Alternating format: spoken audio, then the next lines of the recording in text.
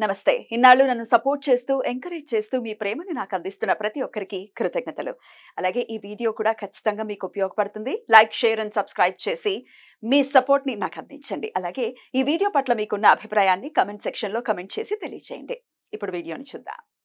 నమస్తే. Welcome to our channel. నేను పద్మిని. ప్రస్తుతం మనతో పాటు ప్రముఖ astrologer, tarot card reader and crystal healer Anupama గారు మనతో పాటు ఉన్నారు. మాట్లాడదాం. నమస్తే అనుపమ గారు. నమస్తే అండి. బాగున్నారా? థ్యాంక్ యూ అండి. ఫైన్. అనుపమ గారు, నక్షత్రాల గురించి మాట్లాడుకుందాము అని చెప్పి మనం ఆల్రెడీ ఆఫ్లైన్ డిస్కస్ చేసుకోవడం జరిగింది. అయితే నాకు ఫ్రీక్వెంట్ గా మీ నుంచి వినపడేటటువంటి మాట, నక్షత్ర క్లాసెస్ అనేవి నేను కండక్ట్ చేస్తూ ఉంటానండి. షూట్స్ కి ఎప్పుడు ప్లాన్ చేద్దాము అన్నప్పుడు నేను ఎక్కువగా వింటూ ఉంటాను. ఏంటండి నక్షత్ర క్లాసెస్ ఎలా తీసుకుంటూ ఉంటారు? జనరలీ నేను క్లాసెస్ నేర్పుతానండి. నక్షత్ర క్లాసెస్ అవుతున్నాయి ఇప్పుడు. ఎవ్రీ సాటర్డే నేను టీచ్ చేస్తాను అనమాట. ఎన్ని సెషన్స్ ఉంటాయి? ప్రజెంట్ ప్లాన్ చేసిన సెషన్స్ అయితే 24, కానీ నేను డెలివర్ చేసే కంటెంట్ ఇంకెక్కువ ఉంటుంది కాబట్టి 30 సెషన్స్ అయ్యే ఛాన్సెస్ ఉంటాయి. వీక్లీ వన్స్ ఉంటుంది. 2 hours క్లాసెస్ ఉంటాయి. ఏ టైంలో? మధ్యాహ్నం 3:30 నుంచి 5:30 వరకు ఉంటుంది. అండ్ ఇంగ్లీష్ అండ్ తెలుగులో నేను కండక్ట్ చేస్తూ ఉంటాను జనరల్ గా. So far it is going well. Beautiful. మరి నక్షత్ర క్లాసెస్ లో మరి మీరు కూడా పార్టిసిపేట్ చేసి తెలుసుకోవాలి, సబ్జెక్ట్ నేర్చుకోవాలి అని అనుకుంటే అనుపమ గారికి కాల్ చేసి డెఫినెట్ గా డీటెయిల్స్ ని అడిగి తెలుసుకోవచ్చు. రైట్. సో నక్షత్ర అని ఎలాగో మనం స్టార్ట్ చేసాం కాబట్టి కొన్ని నక్షత్రాల గురించి మాట్లాడుకుందాం అని అనుకున్నాం. స్టార్ట్ చేద్దాం ఆ సిరీస్. డెఫినెట్లీ అండి. నక్షత్రాల గురించి చెప్తున్నారు అనుపమ గారు. కృతికా నక్షత్రం గురించి చాలా వివరంగా తెలియజేశారు. అయితే కేటగిరీ వైజ్ కూడా చెప్తూ ఉన్నారు కదా నక్షత్రాలు. మిశ్ర నక్షత్రం లిస్ట్ లోకి కృతికాని ఫస్ట్ చెప్పారు. నెక్స్ట్ ఏ కేటగిరీకి సంబంధించిన నక్షత్రం చెప్తున్నారు, ఏ నక్షత్రం గురించి చెప్తున్నారు? తీక్షణ నక్షత్రం గురించి తెలుసుకుందామండి. అశ్లేష గురించి. ఆశ్లేష. ఆశ్లేష అంటే 2 sides ఉంటుంది దీనికి, ఈ నక్షత్రానికి. పాజిటివ్ సైడ్ వాడుకుంటే చాలా హైట్స్ కి వెళ్తారు. నెగటివ్ సైడ్ వెళ్తే వెరీ డిస్ట్రక్టివ్, చాలా డిస్ట్రక్షన్ కాజ్ చేసే నక్షత్రం అన్నమాట. అశ్లేషకి ఉన్న శక్తి ఏంటి అంటే విష అశ్లేషణ శక్తి. అంటే ఎదుటివారిని గనక పాడు చేయాలి, డిస్ట్రాయ్ చేయాలి అంటే పాయిజన్ లాంటి సిచ్యువేషన్స్ క్రియేట్ చేసి, అంటే స్పెసిఫిక్ గా పాయిజనే ఇవ్వక్కర్లేదు, అలాంటి వాతావరణం ఒకటి క్రియేట్ చేసి ఎదుటి వారిని డిస్ట్రాయ్ చేసే ఒక ఎనర్జీ ఆశ్లేష వాళ్ళకు ఉంటుందన్నమాట. మనకి ఇండిపెండెంట్ చార్ట్ ప్రకారం చూసుకుంటే మనకి స్వాతంత్రం వచ్చింది కూడా అశ్లేష నక్షత్రంలోనే వచ్చింది మనకి. ఓకే. పండిట్ నెహ్రూ మన ఫస్ట్ ప్రైమ్ మినిస్టర్ అశ్లేష నక్షత్ర. Indira Gandhi was Ashlesha prime minister. So కొంతమంది పాలిటీషియన్స్, ఇప్పుడు కరెంట్ ఉన్న పాలిటీషియన్స్ కూడా ఉన్నారు అశ్లేష నక్షత్రం వాళ్ళు. సో వీళ్ళ నేచర్ ఏంటి అంటే, నేచర్కి వెళ్ళేదానికంటే ముందు ఫస్ట్ మనకి రూలింగ్ ప్లానెట్ ఏంటి, డైటీస్ ఎవరు అది తెలుసుకుందాం.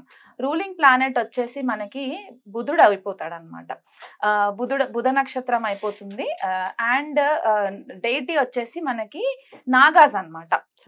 మనకి సర్పదేవతలు అని చెప్పేసి ఏదైతే ఆ కంప్లీట్ నాగ కులానికి సంబంధించిన స్పీషీస్ ఏవైతే ఉంటాయో అది మొత్తం రూలింగ్ ఆశ్లేష. అంటే వీళ్ళ నేచర్ మొత్తం కూడా ఒక సర్పెంట్, ఒక పాము లాంటి నేచర్ ఉంటుందన్నమాట వీళ్ళ నేచర్. ఓకే. అండ్ చాలా క్లెవర్ ఉంటారు, చాలా కన్నింగ్ ఉంటారు, కన్నింగ్ ఉంటారు.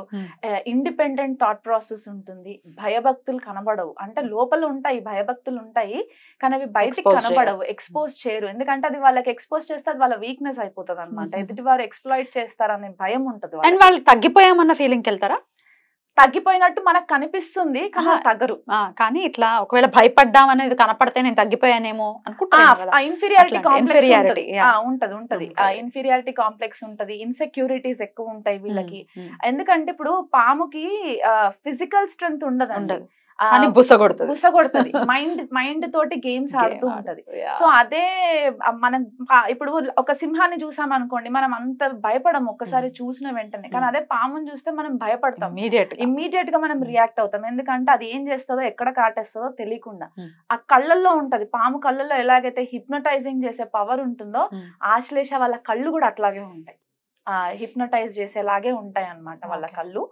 అండ్ ఇంకొకటి ఏంటి అంటే, ఎలాగైతే పాము తన స్కిన్ ని షెడ్ చేస్తూ ఉంటుందో వీళ్ళు కూడా ప్రతిసారి రంగులు మారుస్తూ ఉంటారు ఆశ్లేష వాళ్ళు. వాళ్ళకి కావాల్సింది చేజెక్కించుకునేంత వరకు వాళ్ళు వదిలిపెట్టారు అనమాట. సో సిచ్యువేషన్ ని బట్టి వాళ్ళు ఊసురు వెళ్ళిలాగా మారిపోయే ఛాన్సెస్ కూడా మనకు కనబడుతూ ఉంటాయి. డిసెప్షన్ నేచర్ ఎక్కువ ఉంటది. మనకి డి అనే ఆల్ఫాబెట్ తో ఉండే నెగిటివ్ వర్డ్స్ ఏవైతే కీవర్డ్స్ వస్తాయో ఇంగ్లీష్ లో అవన్నీ మనము ఆశ్లేష నక్షత్రానికి కనెక్ట్ చేయొచ్చు అనమాట. డిసెప్షన్, డయాబోలికల్, డేంజర్, డిస్ట్రక్షన్ ఇట్లాంటివి అనమాట. సో మ్యానిపులేటివ్ ఉంటారు, చాలా మ్యానిపులేటివ్ ఉంటారు. అంటే మన దగ్గర మీ దగ్గర ఒక మాట మాట్లాడతారు, నా దగ్గరకు వచ్చి ఇంకో మాట మాట్లాడతారు. ముఖాముఖి పరిచయంలో ఉండకపోయినా మనకి హేట్రెడ్ క్రియేట్ అయిపోతుంది. అల్టిమేట్లీ వాళ్ళ గోల్ ఏంటి అని అంటే వాళ్ళకి కావాల్సింది మీ దగ్గర నుంచి రాబట్టుకోవాలి, లేకపోతే అవతల వాళ్ళ దగ్గర నుంచి రాబట్టుకోవాలి. ఈ నేచర్ వాళ్ళకి ఎక్కువ ఉంటుంది అనమాట. సో ఈ నేచర్ ఉండడం వల్ల వాళ్ళు ఏమవుతుందంటే రిలేషన్షిప్స్ పాడైపోతూ ఉంటాయి. వీళ్ళు ఎవరితో లాయల్గా ఉండరు, అండ్ ఫ్యామిలీ తోటి అయితే అసలే లాయల్గా ఉండరు. చాలా మటుకు ఇన్ఫర్మేషన్ హైడ్ చేస్తారండి. వీళ్ళకి హైడ్ చేసే అలవాటు ఎక్కువ ఉంటుంది. ట్రస్ట్ చేయరు, ఎవరిని అంత ఈజీగా ట్రస్ట్ చేయరు అనమాట. అబ్బాయిలైనా అమ్మాయిలైనా మనకి బయట కనిపించేది ఒక నేచర్, బిహైండ్ ద సీన్స్ ఉండేది ఇంకొక నేచర్ ఉంటది అనమాట వీళ్ళకి. సో ఈ నెగిటివ్ సైడ్ మనకి ఎక్కువ కనబడుతూ ఉంటది ఆశ్లేషాలో. కానీ ఒకవేళ వాళ్ళు ఆ నెగిటివ్ సైడ్ ని కాసేపు పక్కన పెట్టేసి వాళ్ళు పాజిటివ్ సైడ్ కి మలుచుకోవాలి అనుకుంటే గనక వాళ్ళకి కుండలిని శక్తి ఎనర్జైజ్ చేసుకోవడానికి కూడా వన్ ఆఫ్ ద బెస్ట్ నక్షత్రాస్ అని చెప్పొచ్చు అనమాట. ఈజీగా అవేకనింగ్ జరుగుతుంది, ఈజీగా, చాలా ఈజీగా. ఇంకా వేరే వాళ్ళన్నా చాలా స్ట్రగుల్ అవ్వాలి, వీళ్ళకి న్యాచురల్ గా వచ్చేస్తుంది అనమాట. అంటే ఆశ్లేషలో వాళ్ళు జన్మెత్తారు అని అంటే వాళ్ళు ఎన్నో గత జన్మల నుంచి చేసిన సాధన అంతా ఇప్పుడు తీసుకొచ్చినట్టు అనమాట. కానీ వాళ్ళకి తెలీదు. ఇనీషియల్ ఒక 35 years వచ్చేంత వరకు వాళ్ళ కెపాసిటీ ఏంటి అనేది వాళ్ళకి తెలియదు అనమాట. సో ఆఫ్టర్ 35 వాళ్ళకి ఇంకా విసుగు పుట్టేస్తుంది. ఆ మ్యానిపులేషన్స్ అంతా చేసి ఆ కర్మిక్ బ్యాగేజెస్ ఏవైతే తెచ్చుకుంటారో అది క్లియర్ అయిపోయిన తర్వాత అప్పుడు వాళ్ళకి సోల్ అవేకనింగ్ అవుతుంది అనమాట. మనకి స్పైన్ భాగంలో ఎక్కడైతే కుండలిని కాయిల్డ్ సర్పెంట్ ఏదైతే ఉంటుందో రెస్ట్ అయ్యి, అది వీళ్ళకి ఆటోమేటిక్ గా అవేకన్ అవుతుంది. ఈజీగా వీళ్ళు సహస్రార చక్ర వరకు హీల్ చేసుకునేంత ఎనర్జీస్ ఉంటాయి వీళ్ళకి. నిజంగా సర్ప్రైజింగ్ వీళ్ళకు ఉంటాయండి. అండ్ చాలా ఇంట్యూటివ్ ఉంటారు, సైకిక్ ఉంటారు, మిస్టిక్ ఉంటారు. అంటే వాళ్ళంత మిస్టిసిజం లోకి డీప్ గా వెళ్ళి రీసెర్చ్ చేసే అంతగా వేరే నక్షత్ర వాళ్ళు ఎవరు చేయరు. ఆ లెవెల్లో ఉంటుంది ఆశ్లేష వాళ్ళకి. వీళ్ళకి కెమికల్స్ అంటే చాలా ఇష్టపడుతూ ఉంటారు, పర్ఫ్యూమ్స్ అంటే చాలా ఇష్టపడుతుంటారు. ఎక్కువ మట్టుకు నాగచెంప ఆయిల్స్ మనకి చూస్తూ ఉంటాం కదా, నాగచెంప లేకపోతే జాస్మిన్, మల్లెపూలు ఇలాంటివి, రోజెస్ ఇలాంటివి చాలా ఎక్కువ ఇష్టపడుతూ ఉంటారు అనమాట. ఆ స్మెల్ కానీ వాళ్ళకి అది చాలా బాగుంటుంది. సెడక్టివ్ ఉంటారండి చాలా. కొన్నిసార్లు వాళ్ళకి అలవాటు కావాలి ఎవరన్నా అంటే కూడా కొద్దిగా టాక్టిక్స్ అవి ప్లే చేస్తూ ఉంటారు అనమాట. వీళ్ళు హిప్నోటైజ్ చేస్తారు చాలా మట్టికి. అండ్ కెరియర్స్ లోకి వచ్చేసరికి ఒకవేళ పాజిటివ్ అశ్లేష కనుక వాళ్ళు అంటే highest level of soul awakening అయిన పర్సన్స్ ఉంటే గనక వాళ్ళు ఏంటంటే ఎదుటి వాళ్ళకి మంచి చేయాలని ఆలోచిస్తారు. ఆ మంచి ఎలా ఉంటుందంటే డాక్టర్స్ అవ్వడము, హీలర్స్ అవ్వడము, లేకపోతే మంచి సైకిక్స్ అయ్యి వాళ్ళకి హీల్ చేయడము, తాంత్రిక్ ప్రాక్టీషనర్స్.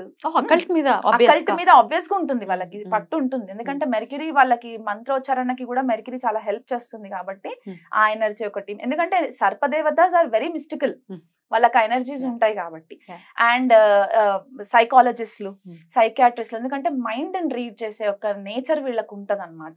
ఎదుటివారు ఏమనుకుంటున్నారో వీళ్ళకి ఆల్రెడీ తెలిసిపోతూ ఉంటుంది. బాగుంటుంది. మెంటలిస్ట్ కెరియర్స్ ఇట్లాంటివి బాగుంటాయి అనమాట వీళ్ళకి.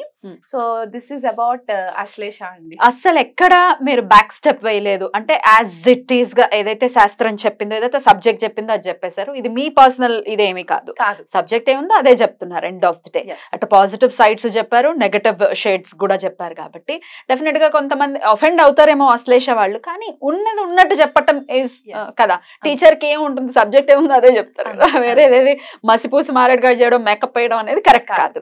Beautiful on that point, right అండి. సో పాజిటివ్ షేడ్స్ కూడా చాలా బ్యూటిఫుల్ గా ఉన్నాయి. కాబట్టి మరి బెటర్ లైఫ్ కోసం ఈ మ్యానిపులేటివ్ ఒకవేళ క్యారెక్టర్ ఉంది అని అంటే కొంచెం నమ్మటం అనేది ఇబ్బంది అవుతుంది, సొసైటీ నమ్మటం అనేది కొంచెం ఇబ్బంది అవుతుంది. ఇట్లాంటి ఒక నెగటివ్ షేడ్స్ నుంచి బయటపడాలంటే వీళ్ళు ఎట్లాంటి రెమెడీస్ చేసుకోవాలి? వీళ్ళు సర్ప దేవత ఆరాధన ఎక్కువ చేసుకోవాలండి. మంగళవారము, షష్ఠి తిథి వచ్చిన రోజు Mm. దగ్గరలో ఉన్న పాము పుట్టలు ఉంటాయి కదా, Mm. ఆ పాలు పోసి రావడము, Mm. ఇలాంటివి చేసుకోవచ్చు. శివ ఆరాధన ఎక్కువ చేసుకోవాలి, శివుడికి పాలు పోయడము, Right. ఇలాంటివి చేసుకోవచ్చు. Mm. అండ్ ఇంకా బెటర్ గా చెప్పుకోవాలంటే అర్ధరాణీశ్వర స్తోత్రాలు చదువుకోవడము, సుబ్రహ్మణ్య ఆరాధన చేసుకోవడము. అశ్లేష చాలా డామేజింగ్ కాజ్ చేస్తుంది మనకి జాతక చక్రంలో అనుకుంటే. మనకి బెంగళూరులో కుక్కే సుబ్రహ్మణ్యేశ్వర స్వామి టెంపుల్ ఉంది, అక్కడ అశ్లేష బలి పూజ స్పెసిఫిక్ గా చేస్తారు. ఆ స్పెసిఫిక్ వాళ్ళ టైం ని బట్టి వీలుని బట్టి అక్కడ బుక్ చేసుకొని ఆన్లైన్ లో బుకింగ్ చేసుకొని అక్కడికి వెళ్ళి అశ్లేష బలి పూజ చేసుకున్నా కూడా వీళ్ళకి లైఫ్ లో వచ్చే హర్డల్స్ అన్ని తగ్గి ఈ నెగటివ్ ఏదైతే వస్తుందో అది తగ్గి వాళ్ళు పాజిటివ్ సైడ్ వెళ్ళడానికి కూడా చాలా హెల్ప్ అవుతుంది అనమాట. చాలా బ్యూటిఫుల్ గా ఎక్స్ప్లెయిన్ చేశారు. సో ఉన్నటువంటి నెగటివ్ షేడ్స్ నుంచి బయటపడి పాజిటివ్ గా వెళ్తే ఎంత పీక్ లెవెల్లో కెరియర్ ఉంటుంది అనేది ఫర్ ఎగ్జాంపుల్ మీ సెలబ్రిటీస్ ని కూడా చెప్పారు. కాబట్టి డెఫినెట్ గా సర్పదేవతల ఆరాధన ప్రత్యేకంగా చేసుకుంటూ వీళ్ళ లైఫ్ చాలా పీస్ఫుల్ గా వెళ్ళాలి అని నేను మనస్ఫూర్తిగా కోరుకుంటున్నాను. Thank you so much. ఇక నెక్స్ట్ ఎపిసోడ్స్ లో నెక్స్ట్ నక్షత్రాల గురించి కూడా మాట్లాడుకుందాం. నమస్తే. నమస్తే అండి.